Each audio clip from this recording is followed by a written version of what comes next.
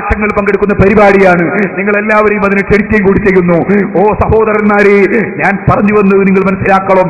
ഞാൻ പിരിവെടുത്തിട്ട് റെസീറ്റ് കൊടുക്കട്ടെ, നീ മൗലവിക്കാണോ? മൗലവിന്റെ കഥ ഒന്ന് വെച്ചു കൊടുത്താവാനെ, അവരാ സംഘടനയിൽപ്പെട്ടവരെന്നെ പറയട്ടെ, പിരിവെടുത്തിട്ട് എങ്ങനെ ഉണ്ട്. എന്നിട്ടിപ്പോ അവസാനം ഈ മനുഷ്യരെ ഭയങ്കരമായി ചൂടായിട്ട് നമ്മളെ വെല്ലുവിളിക്കുന്നുണ്ട് മുബാഹ നടത്താൻ. അദ്ദേഹം തന്നെ പറയുന്നത് മുസ്ലിങ്ങൾ തമ്മിൽ മുബാഹ വെല്ലുവിളിക്കാറില്ല. നമ്മൾ നടത്തിയിട്ടുള്ളത് സാദിയാനികളായിട്ടാണ്. ക്രിസ്ത്യാനികളെ വെല്ലുവിളിച്ചിട്ടുണ്ട്. ഒരു മുസ്ലിമിനെ മുബാഹയ്ക്ക് വെല്ലുവിളിക്കാറില്ല. അപ്പം നമ്മളത് സ്വീകരിക്കുകയാണ്. ഒരു മുസ്ലിം അപ്പൊ സ്വാഭാവികമായിട്ട് ഒരു അമുസ്ലിമും ഒരു മുസ്ലിമും ആണ് നടത്തുന്നത്. ഞങ്ങൾ മുസ്ലിങ്ങളാണ് സക്കരിയാന്റെ വെല്ലുവിളി ഞങ്ങൾ ഏറ്റെടുക്കുന്നു. മുസ്ലിങ്ങളും അമുസ്ലിങ്ങളും തമ്മിൽ മുബാഹ നടക്കുന്നില്ല. എന്നാൽ ഈ മുബാഹയ്ക്കുള്ള വെല്ലുവിളി ഞങ്ങൾ ഏറ്റെടുക്കുന്നു. ഞങ്ങൾ മുസ്ലിങ്ങളായതുകൊണ്ട് ഈ മുബാഹയ്ക്കുള്ള വെല്ലുവിളി മൂന്ന് കേട്ടോളി. ഞാൻ മുബാഹലക്ക് വെല്ലുവിളിക്കുന്നു. മുബാഹല എന്ന് പറഞ്ഞാൽ മുസ്ലിങ്ങളും അമുസ്ലിങ്ങളും തമ്മിലാണ് നടത്തുന്നത്. ക്രിസ്ത്യാനികളെ എനിക്ക് വെല്ലുവിളിച്ചിട്ടുള്ളൂ, കാദിയാനികളുമായിട്ടേ നമ്മൾ നടത്തിയിട്ടുള്ളൂ.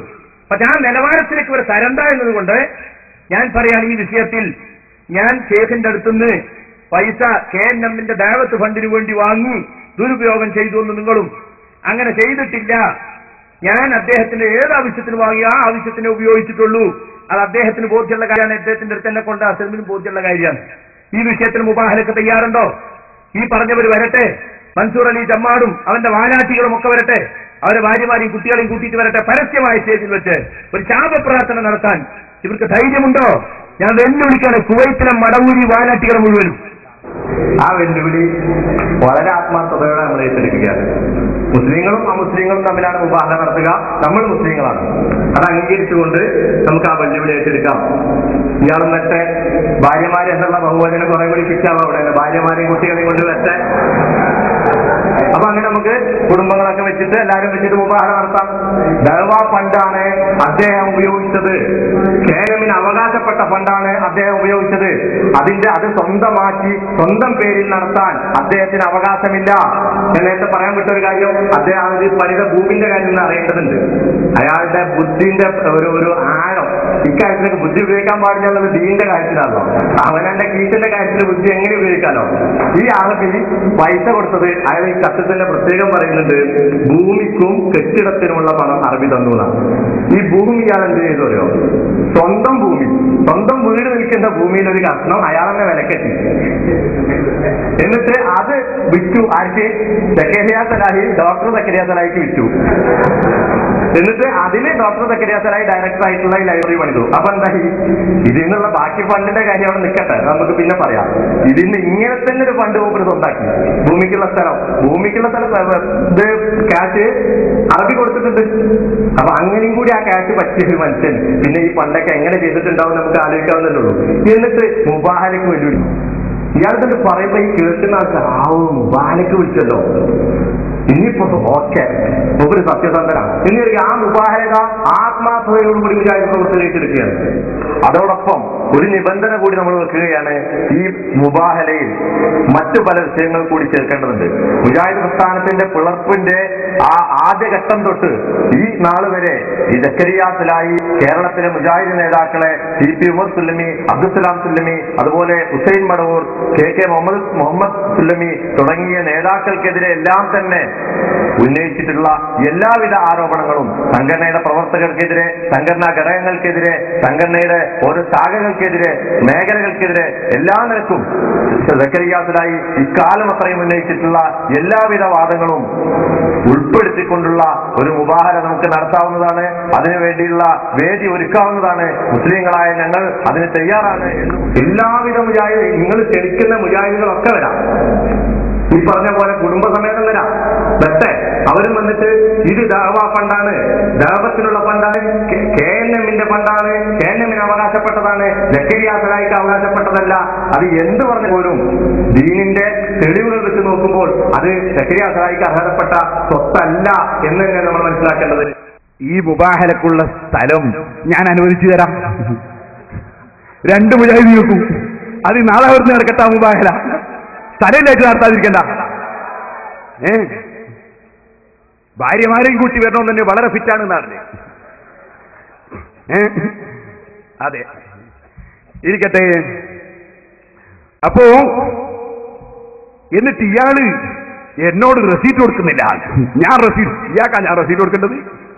നല്ല കോളായി. സഹോദരന്മാര്, ഞാൻ പറയട്ടെ, അല്ലാഹുവിന്റെ ദീൻ കുട്ടിക്കളിക്കുള്ളതല്ല, നിങ്ങളെ തട്ടിപ്പിനുള്ളതല്ല, വെട്ടിപ്പിനുള്ളതല്ല. അല്ലാഹുവിന്റെ ദീൻ മഹാന്മാരായ ഇമാമിങ്ങൾ അത് വേണ്ടതുപോലെ വിശദീകരിച്ചിട്ടുണ്ട്.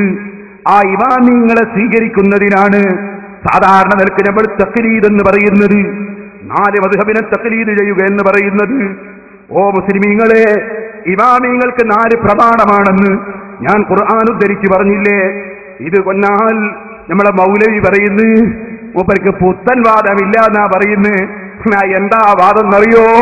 പുത്തൻ വാദമല്ലെങ്കിൽ പൂ എന്നതിന് പകരം തീ എന്നാക്കേണ്ടി വരും.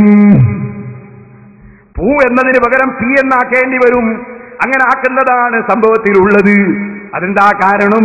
ഞാൻ നിങ്ങൾക്ക് കൽപ്പിക്കാം. മൂപ്പര് ഇവിടുന്ന് പറയുന്നു, ഉസ്താദുമാര് പറഞ്ഞാൽ പ്രമാണമല്ല. ഉസ്താദുമാര് പറഞ്ഞാൽ പ്രമാണമല്ല. പിന്നെ എങ്ങനെ ഇവിടെ ശിഷ്യന്മാരാ പറയേണ്ടത്? ശിഷ്യന്മാർ അങ്ങോട്ടാ മൗലവി പറഞ്ഞു കൊടുക്കേണ്ടത്. ഉസ്താദ് പറഞ്ഞാൽ പ്രമാണമല്ല പോൽ. എന്റെ ഉസ്താദ് പറഞ്ഞു, ഉസ്താദിന്റെ ഉസ്താദ് പറഞ്ഞു എന്ന് പറഞ്ഞാൽ അത് പ്രമാണമാകില്ല കേട്ടോ. ഉസ്താദ് പറഞ്ഞു, ഉസ്താദ് പറഞ്ഞു ഞാൻ പ്രമാണമല്ല കേട്ടോ. കാരണം എന്റെ ഉസ്താദ് പറഞ്ഞു എന്ന് പറയാറുണ്ട്. നമ്മുടെ ഉസ്താദിന്റെ ഉസ്താദ് പറഞ്ഞു എന്ന് പറയാറുണ്ട്. ഈ ഫത്ഹുൽ മുഈനെ ചോദ്യം ചെയ്യാണ്. ഉസ്താദ് പറഞ്ഞു എന്നാ പ്രമാണമല്ല, ഉസ്താദിന്റെ ഉസ്താദ് പറഞ്ഞു എന്നാ പ്രമാണമല്ല. എന്നാ ഹുസൈൻ സലഫി വിനയത്തോടെ നിങ്ങൾ ചോദിക്കുന്നുണ്ടെങ്കിൽ ഞാൻ ശക്തിയോടെ വെല്ലുവിളിക്കട്ടെ. നിങ്ങളെ മദ്രസയിൽ കുട്ടികൾ വന്നു, നിങ്ങളെ കോളേജിൽ കുട്ടികൾ വന്നു.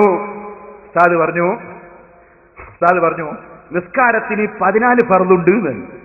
ഉസ്താദ് പറഞ്ഞാൽ തെളിവാവില്ല, ഉസ്താദ് പറഞ്ഞാ പ്രമാണാവില്ല. വേറെ ആർക്കും പറയട്ടെ. എന്നാ പിന്നെ എന്താ ചെയ്യാ?